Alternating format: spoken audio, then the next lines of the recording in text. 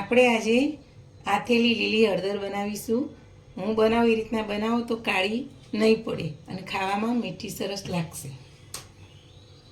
ચલો જો 250 મેં લીલી હળદર, આંબા હળદર અને કેસરી હળદર બંને લીધી છે. હવે આપણે એનો ચપ્પાથી સોળી નાખીએ આ રીતના.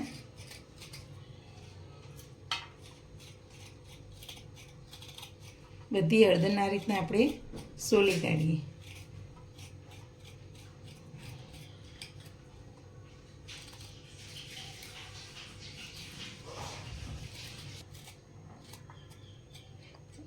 અને પાણીમાં નાખવાની એટલે કાળી પડે નહીં. આપણે બધી હળદર સોલી કાઢીએ ને ત્યાં સુધી.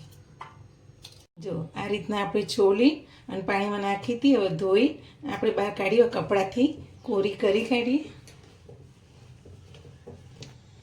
કોરી થઈ ગઈ. હવે આપણે એનો જો આ રીતે ગોળ સમારવી તો ગોળ પણ ચાલે, આમ આ રીતના.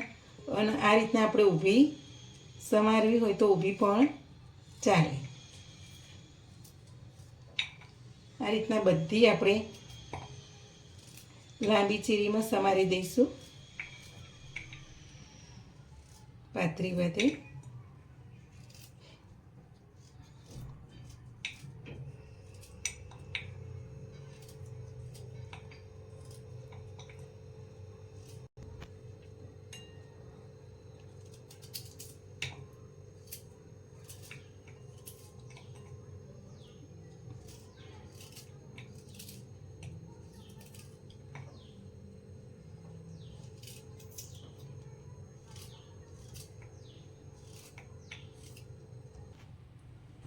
આપણે બધી હળદર આ રીતે કટ કરી લઈ લીધી. હવે ચલો એમાં આપણે મીઠું,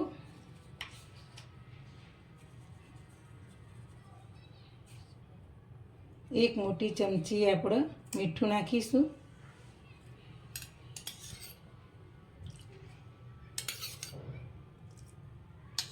ત્રણ ચમચી જેટલો લીંબુનો રસ નાખીશું. આમાં લીંબુનો રસ અને મીઠું થોડું ચડિયાતું હોય તો હળદર કાળી પડતી નથી અને સ્વાદમાં એવી ને એવી આપણે ખાઈએ ત્યાં સુધી રહે છે. એટલે આ રીતના તમે બનાવશો તો હળદર કાળી નહીં પડે.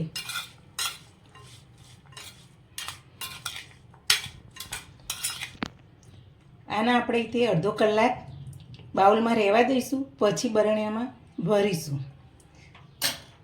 મારી આવી અવારનવાર વાનગી અને ટીપ જોવા માટે મારી ચેનલને શેર કરજો, સબસ્ક્રાઈબ કરજો અને લાઈક કરજો. આપણો હળદરનો અડધો કલાક થઈ ગયો છે. હવે આપણે એકવાર હલાવી અને બરણી ભરી લઈએ. જો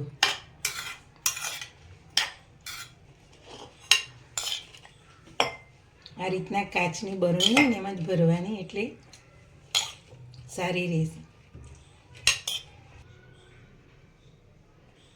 આપણે બરણીનું ઢોકણું બંધ કરી દઈશું આ રીતના. 2 દિવસ પછી આપણે ખાઈ શકીએ.